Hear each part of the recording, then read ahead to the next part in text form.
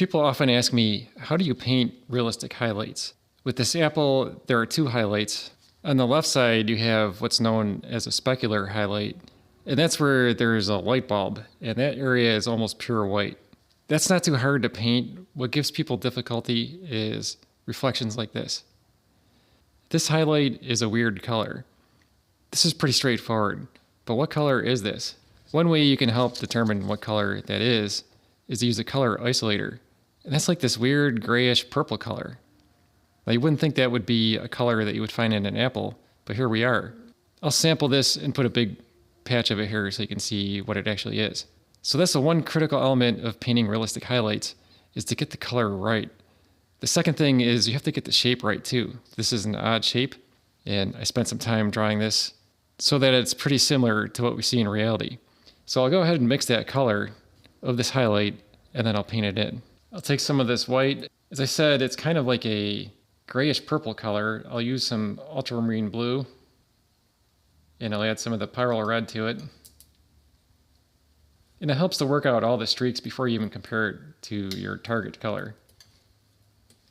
My color is still too light, and that's the thing about highlights, is sometimes they're darker than you think they should be. So I'll add more of the ultramarine blue, some more of the red. And as I said, this is probably more than I'll need, just so I can come back to it if I need to. It's such a small area, but I like to have some extra color just in case. Definitely more red. A little bit more blue. Now this is a highlight, look how dark it is. That might not be too bad for the right side, but this left side gets darker. So maybe I'll darken up the left side of this by adding more of the blue and more of the red. That way I'll have two different colors to work from. I have this darker section, and that's still not right. What's different about that? Okay, so I'm working on the left side, and it looks like it should go darker. So more blue,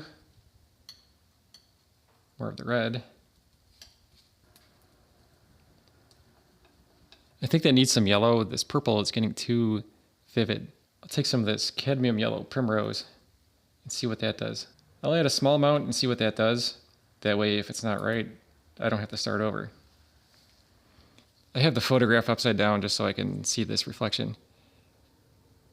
All right, so maybe I went a little too far with the yellow. I can mix some of this back in there.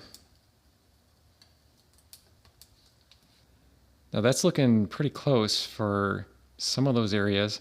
Now I have this base color. I can always add other colors to it to adjust it. And then on this side where it's lighter, I'll just add white to it. But this is what I'm talking about. It's a highlight, so you think it'd be a light color, but look how dark that is compared to the white of the paper. I'll pick up some of this darkest color and paint it in on the left side of the highlight. So my mind is thinking, this looks too dark, but I know it's right because I compared it to the print. That's why I recommend using a print rather than looking at a computer screen, and that's because a screen can go much lighter and more vivid than what you can do with paint. When you have a print, you can compare it right next to it, and you can match those colors pretty close. And then as I move to the right, I'll just add more white to it. And there is kind of like a specular highlight right in the middle, but it has a soft edge. So I can grab some of this lighter mixture at first, and I think that will make it lighter. That helped a little bit.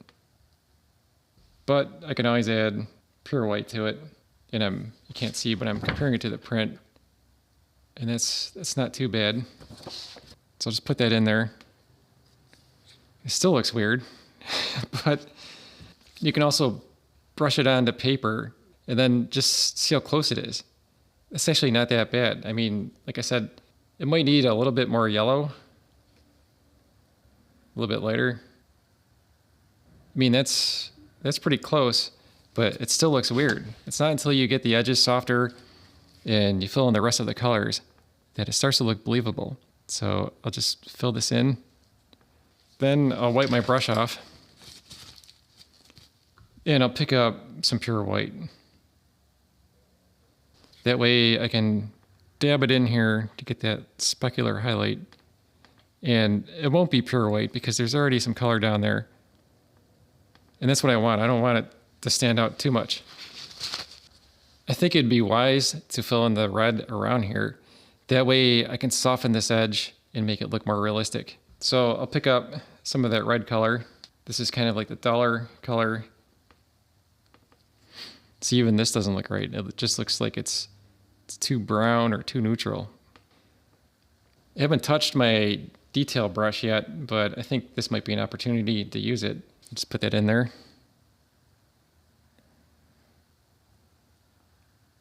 Right now, that looks like a piece of paper that I just cut out and pasted down to the apple.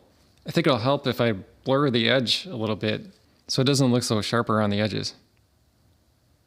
As I said before, when you soften an edge, you have to stop once in a while and remove the paint from the bristles. That way the colors don't get too muddy, especially when you keep going around the outside edges.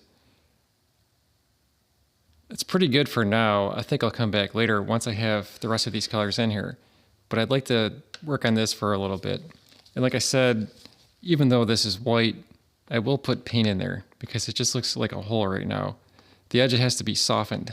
I'll start off with the pure titanium white and I'll just brush it in there. Then I'll pick up some red and just introduce it to the edge. I'm kind of like drawing the shape as I go. And it's kind of weird because there's like an extra highlight that goes around the edge like this.